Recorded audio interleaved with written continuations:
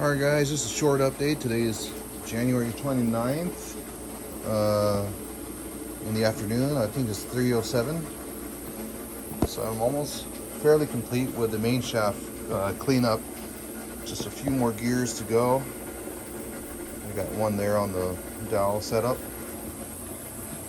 These have already been run through the ultrasonic, and then the brass I ran through the ultrasonic and the tumbler. So we got two sets. You got an outer and inner. I think these are called bulk rings. Yeah, bulk rings or synchronizer rings.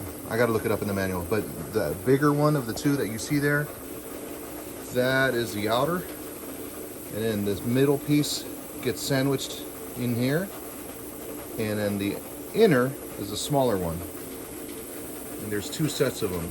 So I don't mix the two, because you know they were worn together to begin with, so we don't mix the two together. So there's a set right there, and then the other set, hang on, the other set is in the tumbler.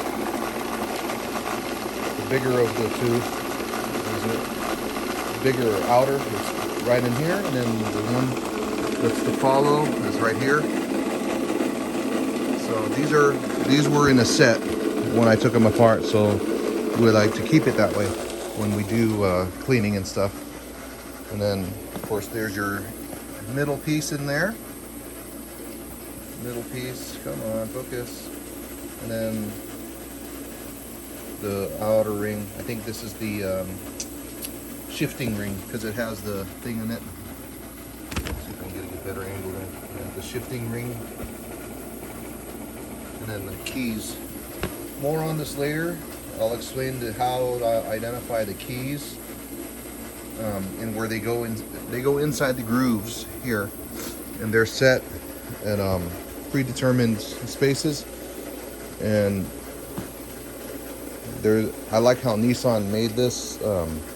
Back in the day, you know, Nissan was good. There's a key, a very minute detail. If you miss it, you might mess it up, but for the most part, I'm gonna go show you that, hopefully, if I remember. For now, I'll just leave this running overnight, and then when I come back from work later, I essentially run the second ring over here on the tumbler, and then oh, by the way, when I take things out of the ultrasonic cleaner, I dry it up right away, and then I spray it with WD-40 to prevent oxidation or rust, as you will, because when you run it through water, even though with I ran distilled water, distilled helps it, you know, not rust as fast. I believe some of the impurities in the air that react with the water react more slowly with distilled water, so it gives me a little bit of leeway.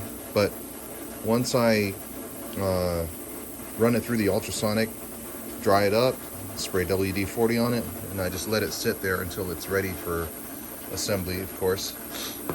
I've got a new set coming, but I just wanted to clean this up for my just-in-case scenario.